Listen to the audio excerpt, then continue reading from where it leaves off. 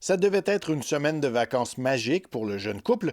La gorge de Taroko se voulait le décor parfait pour célébrer le 34e anniversaire de Lélia. On a commencé notre randonnée à 7h15 et puis la gorge était turquoise, le ciel bleu. Soudainement, à 7h58 mercredi dernier, la terre tremble et provoque des glissements de terrain. Lélia et Brandon sont seuls. Ils doivent lutter pour leur survie. On s'est fait attaquer par des roches, tout était brun, on pouvait rien voir. Avec l'impact des roches, je me suis ramassée à terre, j'ai essayé de protéger ma tête. J'ai essayé de me relever, mais la pression était vraiment très forte de tout ce qui tombait.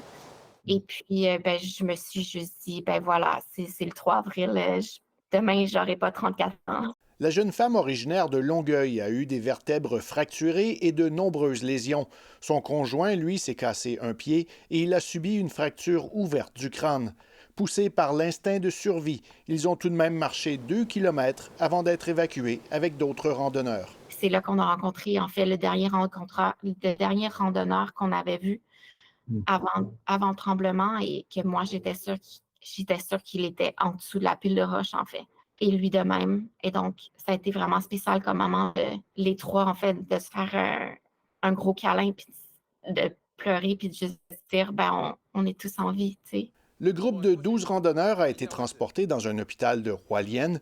Le couple devrait y demeurer pour encore au moins 10 jours afin de se remettre des opérations. Lélia et Brandon expriment leur gratitude. Impossible, par exemple, d'oublier une femme pleine de générosité rencontrée à l'hôpital. Elle a appris que c'était ma fête, puis elle est revenue avec un gâteau, puis une carte de fête. C'était juste comme, just c'est juste incroyablement fait, la bonté, des gens, des inconnus. Le programme des prochains jours, malgré la douleur constante, repos, repos, repos. On y va par petits objectifs, être capable de marcher au bout du corridor. Hem, Aujourd'hui, une douche avec l'aide des infirmières. Ils comptent se remettre rapidement de leur expérience traumatisante. Ici Philippe Leblanc, Radio-Canada, Taipei.